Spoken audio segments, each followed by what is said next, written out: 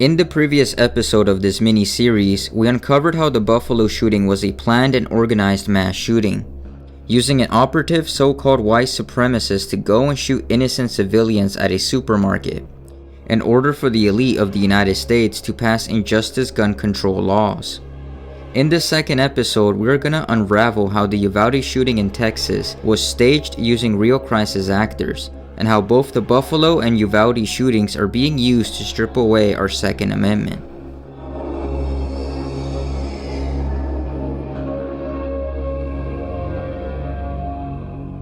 The Texas mass shooting took place in Robb Elementary School, and it was committed by the suspect, Salvador Ramos, an 18-year-old male troubled youth. 19 children were killed, with many others injured.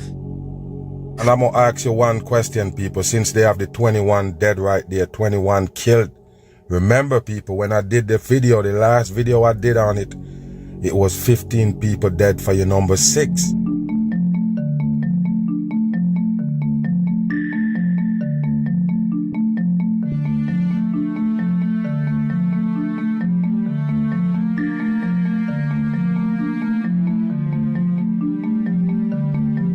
And I keep asking you the question, like, where is the injury? Where is the people that injured? They never mention one injured person. But you wake up in the morning and come back with 5 more, 6 more dead, and that so-called 15 to make 21 for your number 3. You still believe it? Now, we have conflicting reports and almost no information about why he did it. But let's talk about the actual timeline of events. Ramos shot his grandmother, 𝗔𝘂𝗴𝘂𝘀𝘁, before he went on a shooting rampage that left 21 people dead in total. Now, according to official recent reports, the grandmother actually survived the initial shooting. The bullet basically went in her cheek and then out through her cheek. Basically, she did not die. It's the grandfather of the shooter giving a tour of the home where his wife, the grandmother of the shooter, was shot in the face. Now, did you have bullet holes in the house when you came home? No. No. Okay, praise God. No, a key right here. I think the way I see it, I don't know, but there's blood all over. And I don't know. She shot her from here to there. Wow, because it is. Maybe from there, because there was a pool of blood here. Really? And you had to clean it up? My sister and this friend of mine, her cousin, cleaned it up. Yeah, maybe we could paint the wall chartreuse and put up some wainscoting. Here's my wife's blood that was splattered there 2 days ago. Guys, this is a active crime scene. She shot her from here to there. Wow, because it is. Maybe from there. Which way did he shoot my wife? Was it this way or that way? Gosh, look at Roland. It's all the way up here. Yes. Wow. Yeah, none of this behavior is making any sense to me. After this, he ran away from home and he drove toward the elementary school. He was gonna shoot up the place. But this is where things get extremely frustrating for me. So he goes out in his car, in his truck, with $4,000 worth of 2 AR-15s. Allegedly was also wearing some sort of armor, and he drove. This is despite his mother saying that he didn't actually have a driver's license. Okay. So the Texas shooter had a Cyberdynamics M4. That's $1,200. He had a Daniel Defense M4. That was $2,700. He had magazines for every round that he had. That was, what did you say it was? We figured that was 1,000 for the magazine. 1,000 for magazines. He had 1,600 rounds. 5.56 $1 a round. Unless you're shooting 300 blackout, then it's even more expensive. So 5.56, he had 1,600 rounds. That's $1,600 on top of that. He had a handgun. They haven't said what kind of handgun he had. So I'm pretty sure he had ammo with that, just in case. Throw another $100 into that. handgun, anywhere from, I say 300 to 900, we'll say 600 just to be exact. Plate carrier with no plates, that's 200. That adds up, plus with tax, over $9,000. How did a 18-year-old, no job, no credit, get all that? Well, all that aside, he drove out to the elementary school and was reportedly chased by police. So, as you can see in the screenshot, he was fairly far away from the elementary school. However, somehow, despite being chased by the cops, he was able to run all the way into the parking lot of the elementary school, where he reportedly dropped a bag full of ammunition, and he was able to stand outside, fiddling with his ammunition, loading up, while the cops literally did nothing. And I'm telling you, people, it's not just easy to just walk up into one of these schools. You got barriers, you gotta show your ID, you can't just pick up a kid, you can't just go in there freelancing. How did this guy just walk in? This is bullshit. Barricaded himself inside that classroom and again just began shooting numerous children and teachers that were in that classroom, having no regard for human life. Just pay attention to what he just said, people. He said he barricaded himself into one of them classrooms and then beginning to kill the people in there. Anyone that's inside that classroom just began shooting anyone that was in his way. At that point, we had a tactical law enforcement team arrive, made up of multiple federal officers, local officers, as well as state troopers that were able to make forcible entry into that classroom. They were met with gunfire as well, but they were able to shoot and kill that suspect. So they make it into that classroom that the suspect barricaded himself in. They was met with gunfire, but they end up killing him. Pay attention here, people. It's bullshit. So check this out, folks. The police were doing nothing. Uvalde police handcuffed and pepper sprayed the parents, who urged them to storm the school, including a dad of a murdered girl and a mom of two who got free, who tried to jump a fence and rescue the kids herself. Okay, let me get this straight.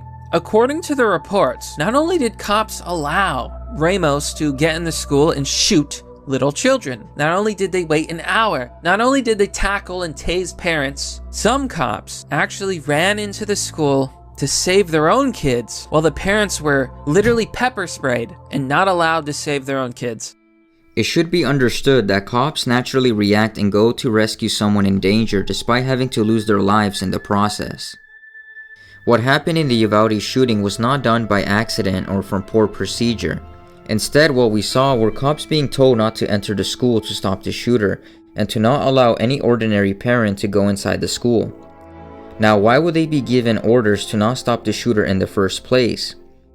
It has nothing to do with the fear of being shot at by the shooter, but the fact that 2 months prior to this shooting, the Uvalde CISD Police Department conducted a mock shooting event drill in the same elementary school to train the students in how to survive an active shooting. The reason why I bring this up is because there have been several children who were interviewed by newscasts during the aftermath of the Uvalde shooting, where the students openly say that they were involved in a drill event, indicating that no one was really killed or injured, but that it was all a staged event. It was a peaceful and quiet Thursday morning in downtown Crandall until 180 school employees filed into Crandall High School, colored armbands and fake blood in a spray bottle dictating the roles they would play. Are there any questions? Then 3 fake gunshots. Go. Suddenly, a new round of gunfire. And a pretend gunman emerging to roam the halls. 13 different police agencies responded. If you guys want to go straight, we can go left. Stepping over actors playing dead and searching the labyrinth of rooms and hallways for several fake gunmen. Police officers are seen hunkering down, waiting for more backup. You really think a cop would be standing still and be on his phone in the middle of an active shooting?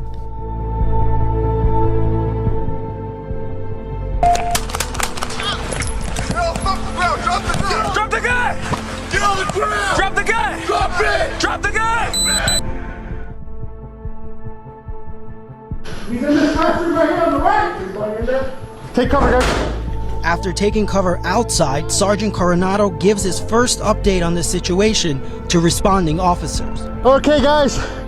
He's inside this building. We have him contained. He's gonna be on the building. 3 Metro 198. We're gonna be running. Put the gun down! Put the gun down! But after those gunshots, Arredondo again tries to talk with the shooter. Can you hear me, sir? And again, minutes later, Sir, if you can hear me, please put your firearm down, sir. We don't want anybody else hurt. Yeah, I got him. Driver, step out!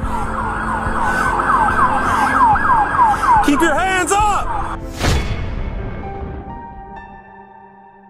Her nose broke, and then our teacher got shot in her leg and her torso, but she's alright. That's weird. She locked the door, and then she just like dropped on the floor, but everyone was like telling her to wake up, even though she was okay. Even though she was okay. Even though she was okay. It's not sounding right. You're holding a picture of your daughter. She had just won an honor roll. Yeah.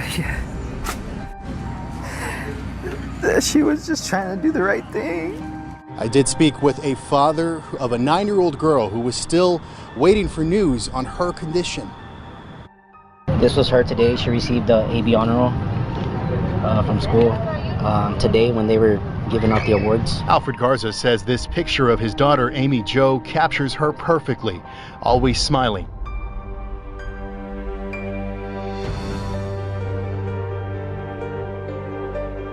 That they were in the cafeteria, and when they did the drill, the little kid... What? When they did the drill... Come again? When they did the drill... Yes, I learned that we were having a real drill.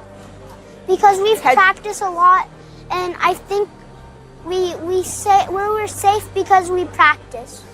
There you go. They're safe because they practice. They were doing drills.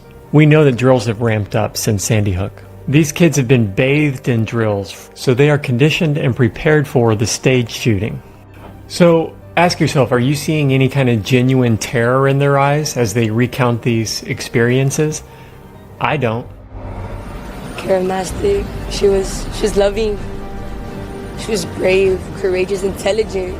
Gave them a swatch of the fabric and flour. Swatch of the fabric and flour. Took her to the park. She liked to feed the ducks. Yeah, we used to go feed the ducks a lot.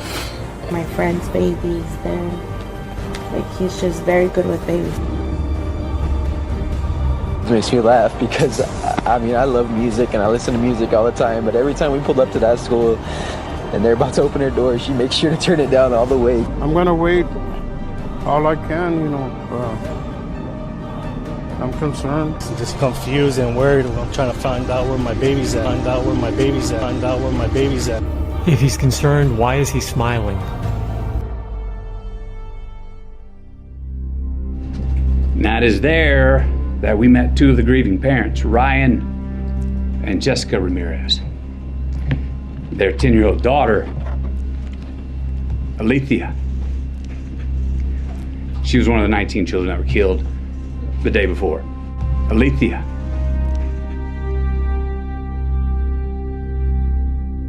The governor of Texas, Mr. Abbott, of course, if you're not familiar, is a puppet of the World Economic Forum. So how convenient, while they're all meeting over in Davos, that there's an event like this, that they need to at least get the assault rifles away from people. So this is going to do that. There's going to be legislation passed. You can guarantee it.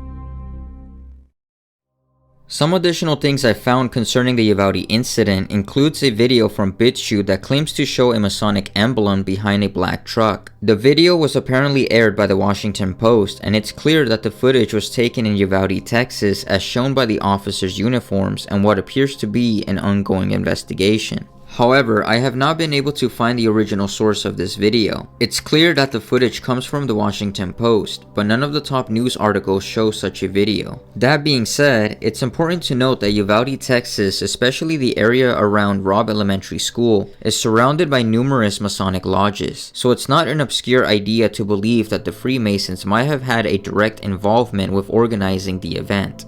Another major issue with the Uvalde incident is the story of 𝗔𝘂𝗴𝘂𝘀𝘁. According to official sources, Gomez, a mother of 2 children trapped inside Robb Elementary School, was praised by the media for her bravery. Reports claim she was initially handcuffed by police, but managed to free herself, jump a fence, and rescue her kids, all while gunfire was still active inside the school. But when you examine the evidence, things just don't quite add up. In a widely circulated video, a man recording outside the school captures 𝗔𝘂𝗴𝘂𝘀𝗁 running, yet throughout the footage there are no audible gunshots, contradicting 𝗔𝘂𝗴𝘂𝗀𝗃's claim. And you were hearing gunshots, so you knew that you could hear the it gunshots. was an active shooter. It was still active. The gunshots were still active. Is the guy still in there? We're not sure. These contradictions raise serious questions about the official narrative. And once you see this angle to these psyops, you really can, understand them and you can really break down how they really target people's emotions. I mean, for instance, when this Sandy Hook shooting, so I was on Facebook that day and literally like all of my friends were just posting how they were so devastated hearing that all these children were murdered. And it's crazy because the whole thing is a complete hoax. It's not even real.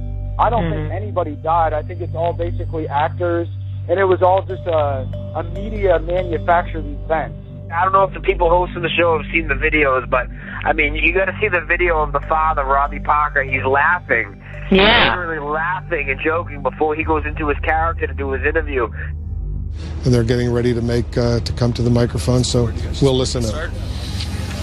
Okay.